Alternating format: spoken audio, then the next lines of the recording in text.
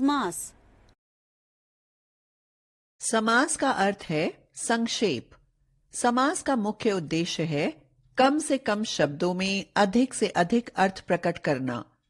जब दो या दो से अधिक शब्दों या पदों का परस्पर संबंध बताने वाले प्रत्ययों या शब्दों का लोप हो जाने पर जो एक स्वतंत्र शब्द बनता है, उसे सामासिक शब्द कहा जाता है। उन दो या दो से अधिक शब्दों का आपस में मिलना समास कहलाता है। इस प्रकार समास में कम से कम दो पदों का संयोग होता है। वे दो पद या शब्द मिलकर एक पद हो जाते हैं।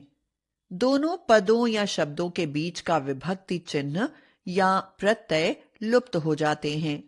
जैसे हिम का आलय हिमालय, घोड़े पर सवार घुड़सवार, क्रीड़ा के लिए क्षेत्र क्रीड़ा क्षेत्र। ऊपर दिए गए चिन्हों में हिम का आलय के लिए हिमालय, घोड़े पर सवार के लिए घुड़सवार तथा क्रीड़ा के लिए क्षेत्र के लिए क्रीड़ा क्षेत्र शब्द का प्रयोग किया गया है। इस प्रकार यहां परस्पर संबंध रखने वाले दो शब्दों को मिलाकर संक्षिप्त रूप प्रदान किया गया है। यही संक्षेपीकरण समास कहलाता है। समास में दो शब्दों के बीच की विभक्तियां अथवा पदों का लोप हो जाता है। उपर्युक्त उदाहरणों में का, पर तथा के लिए विभक्ति का लोप हुआ है। दो या दो से अधिक शब्दों को जोड़ना अथवा उन्हें संक्षिप्त रूप में लिखना समास कहलाता है। समास के भेद। समास के 6 भेद होते हैं। समास के भेद: अव्ययी भाव समास, तत्पुरुष समास, कर्मधारय समास, द्विगु समास, द्वंद्व समास, बहुव्रीहि समास। 1. अव्ययी भाव समास: जिस समास में प्रथम पद अव्यय हो और उसके योग से समस्त पद भी अव्यय बन जाता है, वह अव्ययी भाव समास कहलाता है। इसमें अव्यय पद की प्रधानता रहती है।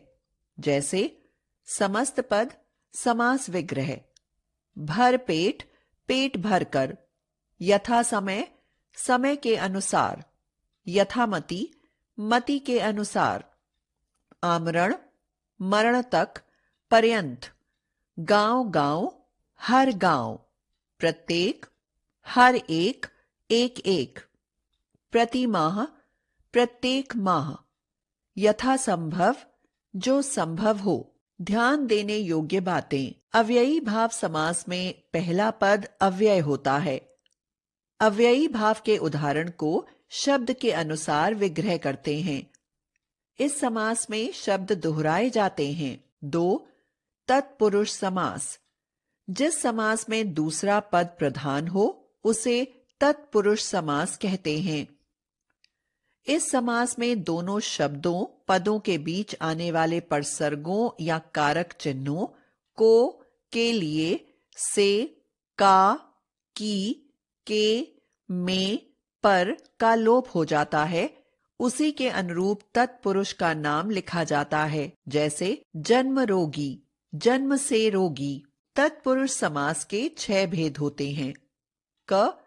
कर्म तत्पुरुष: इसमें कर्म कारक की विभक्ति को का लोप होता है। जैसे समस्त पद समास विग्रह, जेब कट जेब को काटने वाला, रसोई घर रसोई के लिए घर, स्वर्ग प्राप्त स्वर्ग को प्राप्त, वट वृक्ष वट का वृक्ष, यश प्राप्त यश को प्राप्त, वनवास वन में वास। ख. करण तत्पुरुष: इसमें करण कारक की विभक्ति से, के द्वारा का लोप होता है। जैसे समस्त पद समास विग्रह, मुंह मांगा मुंह से मांगा हुआ, पथ भ्रष्ट पथ से भ्रष्ट, अकाल पीड़ित अकाल से पीड़ित, कीर्ति युक्त कीर्ति से युक्त, प्रेमातुर प्रेम से आतुर, मनमाना मन से माना। ग. संप्रदान तत्पुरुष: इसमें संप्रदान कारक की विभक्ति के लिए का लोप होता है। जैसे समस्त पद समास विग्रह। पाठशाला पाठ के लिए शाला। युद्ध भूमि युद्ध के लिए भूमि। यज्ञशाला यज्ञ के लिए शाला। देशभक्ति देश के लिए भक्ति। जेब खर्च जेब के लिए खर्च। राह खर्च राह के लिए खर्च। घ अपादान पथपुरुष। ऑप्शन अपादान तत्पुरुष। इसमें अपादान कारक की विभक्ति से का लोप होता है। जैसे समस्त पद समास विग्रह। पथ भ्रष्ट पथ से भ्रष्ट। ऋण मुक्त ऋण से मुक्त। बुद्धिहीन बुद्धि से हीन। विद्याहीन विद्या से हीन। भयभीत भय से भीत। धर्मभ्रष्ट धर्म से भ्रष्ट। ड़ संबंध तत्पुरुष। इसमें संबंध कारक की विभक्ति का के की का लोप होता है। जैसे समस्त पद समास विग्रह। गंगा जल गंगा का जल। जगन्नाथ जगत के नाथ। दीनानाथ दीनों के नाथ। भारतवासी भारत का वासी। राजदूत राजा का दूत। ईश्वर भक्ति ईश्वर की। च अधिकरण तत्पुरुष। इसमें अधिकरण कारक की विभक्ति में पे पर का लोप होता है। जैसे समस्त पद समास विग्रह। वनवास वन में वास। लोकप्रिय लोक में प्रिय। गृह प्रवेश घर में प्रवेश। जनप्रिय जनता में प्रिय। आप बीती आप पर बीती। कला प्रवीण कला में प्रवीण। 3 कर्मधारय समास। इस समास में दोनों पदों के बीच विशेषण विशेष्य अथवा उपमेय उपमान का संबंध होता है। कर्ता कारक हो और लिंग वचन में समान हो और दूसरा पद प्रधान होता है, वहां कर्मधारय समास होता है। जैसे समस्त पद समास विग्रह। नीलकमल नीला है जो कमल। विद्याधन विद्या रूपी धन। चंद्रमुख चंद्र के समान मुख। मृगनयन मृग के जैसे नयन। महात्मा महान है जो आत्मा। महादेव महान है जो देव। परमात्मा परम है जो आत्मा। स्वर्ण कमल स्वर्ण जैसा कमल। ध्यान देने योग्य बातें। कर्मधारय समास में शब्दों का विग्रह करने के लिए के समान रूपी जैसा है जो लगाते हैं। इसके कुछ उदाहरण बहुव्रीहि में भी आते हैं। 4 द्विगु समास। जिस समास में पहला पद संख्यावाची विशेषण हो तथा पूरा पद समूह का बोध करवाता हो, वह द्विगु समास कहलाता है। यह कर्मधारय समास का ही एक भेद है। जैसे समस्त पद समास विग्रह।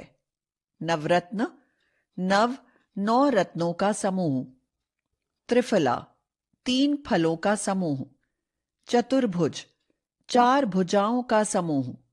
त्रिवेणी 3 वेणियों का समूह। अष्टाध्यायी 8 अध्यायों का समूह। चौराहा 4 राहों का समूह। पंचवटी 5 वटों का समूह। तिरंगा 3 रंगों का समूह। ध्यान देने योग्य बातें। द्विगु समास का पहला पद संख्यावाचक है जिसे हम गिन सकते हैं। द्विगु समास के उदाहरण का विग्रह करने पर आखिरी शब्द समूह समाहार होना जरूरी है, जैसा आप ऊपर के उदाहरण में देख सकते हैं। 5 द्वंद्व समास। इस समास में दोनों पद प्रधान होते हैं। विग्रह करने पर दोनों पदों के बीच और, तथा, अथवा या योजक शब्द लगते हैं।